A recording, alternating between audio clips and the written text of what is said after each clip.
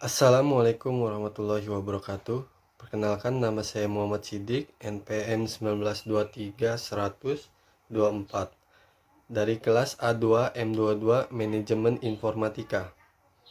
Di sini saya akan menjelaskan tentang tingkatan manajemen.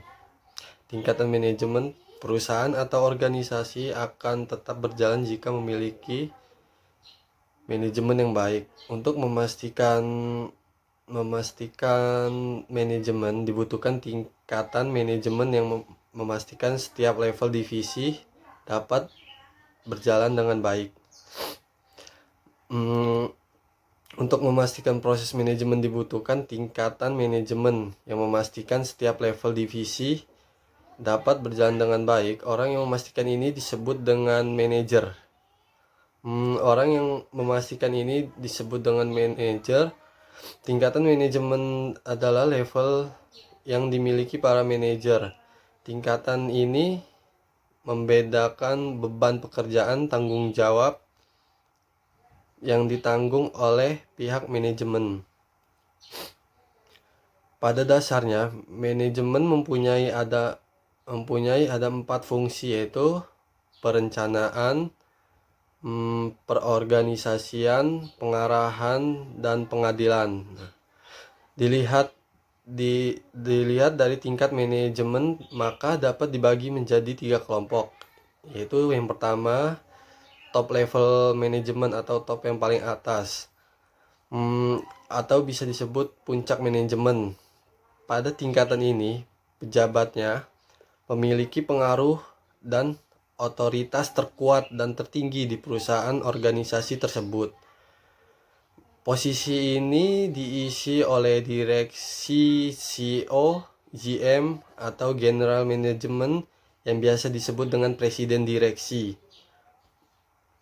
Posisi ini, manajemen puncak ini punya peran utama sebagai, yaitu satu itu menentukan rencana, tujuan, dan juga kebijakan perusahaan. Yang kedua itu bertanggung jawab atas semua manajemen yang ada di bawahnya. Yang ketiga mengatur daya perusahaan yang tersedia. Terus yang keempat itu bekerja dari pemikiran, perencanaan baru memutuskan. Yang kelima itu mempersiapkan rencana jangka panjang. Nah, yang kedua ini middle level management, atau yang disebut itu manajemen tengah-tengah. Posisi ini ada di tengah-tengah yang membutuhkan skill teknis dan manajerial. Tidak terlalu membutuhkan skill konseptual. Biasanya terdiri atas kepala departemen, manajer cabang, junior eksekutif. Adapun tugas serta peran manajemen tingkat menengah ini adalah satu, menjalankan semua perintah, kebijakan, serta rencana yang telah disusun oleh manajemen puncak. Yang kedua itu memberikan saran serta rekomendasi kepada manajemen puncak. Yang ketiga itu mengkoordinasikan seluruh aktivitas dari semua departemen. Yang keempat itu berkomunikasi dengan manajemen puncak serta manajemen yang ada di bawahnya. Yang terakhir itu mempersiapkan rencana dalam jangka pendek. Nah, yang ketiga ini first level management atau manajemen pertama, yang merupakan tingkatan manajemen terendah dalam sebuah perusahaan, yang mana memimpin serta melakukan pengawasan terhadap tenaga operasional serta tidak membawahi manajer lainnya. Biasanya jabatannya adalah SPV, supervisor itu departemen manajemen, mandor atau pengawal yang telah dipilih oleh manajer tingkat menengah. Manajemen tiket ini mempunyai aktivitas berupa satu itu mengarahkan setiap karyawan, yang kedua mengembangkan moral kepada para karyawan, yang ketiga menjaga hubungan baik antara manajemen tingkat menengah serta karyawan, yang keempat menginformasikan keputusan yang diambil oleh manajemen di atasnya kepada karyawan.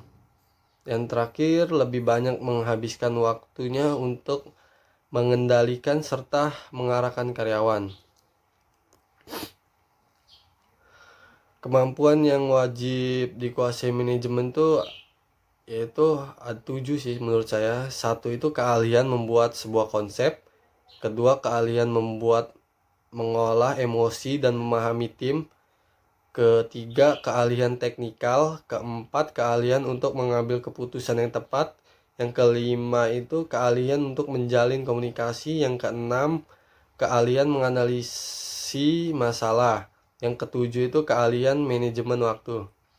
Nah, sekian dari video dari saya penjelasan tentang tingkatan manajemen.